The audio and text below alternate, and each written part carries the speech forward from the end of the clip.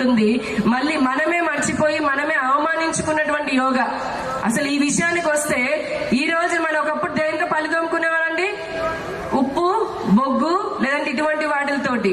అదే మనం ఏమన్నారు, మన పక్క నుంచి దేశాల నుంచి వచ్చిన వాళ్ళు పాశ్చాత్యులు, మీరేంటి ఇంత అనాగరికంలాగా ఉన్నారు, మీరు బొగ్గుతో తోముతారా, ఉప్పుతో తోముతారా, మేము పేస్ట్ తో తోముతున్నాం అన్నారు. మళ్ళీ ఈ రోజు వాళ్ళ పేస్ట్ లోనే ఏమొస్తున్నాడు, మీ ఇంట్లో మీ పేస్ట్ లో ఉప్పు ఉందా, పప్పు ఉందా, చింతకాయ పండు ఉందా అని అంటున్నారా లేదా? అవునా కాదా?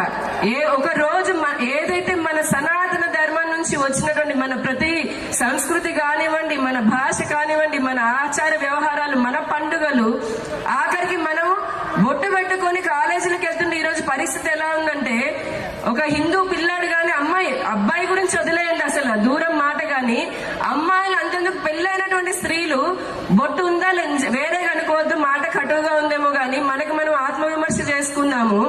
బొట్టు ఉందా లేదనంటే మనం ముస్లిమా, క్రిస్టియనా, హిందూ అని చెప్పి వీళ్ళ దగ్గరకు వచ్చి చూసే పరిస్థితి ఉందా లేదా? ఏమమ్మా అంత నామోషి?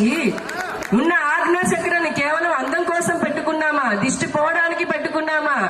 మనం ఆచరించే ప్రతి దాంట్లో కూడా మన ధర్మంలో ఒక సైంటిఫిక్ రీజన్ ముందే ఉంది. ఇక్కడ ఉన్నటువంటి షట్చక్రాల్లో, శరీరంలో ఉన్న షట్చక్రాల ఆజ్ఞా చక్రం ఇక్కడ వస్తుంది. అది మన బుద్ధిని నిలకడగా చేస్తుంది, ఏకాగ్రతని పెంచుతుంది, మనకు ఒక రకమైనటువంటి ఆకర్షణ శక్తిని ఇస్తుంది. మగవాళ్ళు పెట్టుకోవట్లేదు, అసలు అందరూ పెట్టుకోవాలి, అది వేరు. ఆడవాళ్ళు కూడా, అంటే ఎటువంటి, అది మీ తప్పు కాదు, మనకి ఇలా తయారు చేశారు. బొట్టు పెట్టుకొని కాలేజీలకి, ఆఫీసులకి వెళ్తే వీళ్ళు హిందువులు, చూసావు ఎంత వెనుకబడిన తర్వాత ఎలా పల్లెటూరు వాళ్ళగా వస్తున్నారా అన్న చందాన మన మనసును మార్చుకుంటూ వచ్చారు. మరి ఇతర మతాల వాళ్ళని చూడండి, ఇప్పటికీ వాళ్ళ దానికి వచ్చేటప్పటికి వాళ్ళ సాంప్రదాయం అని అంటారు. అవునా కాదా?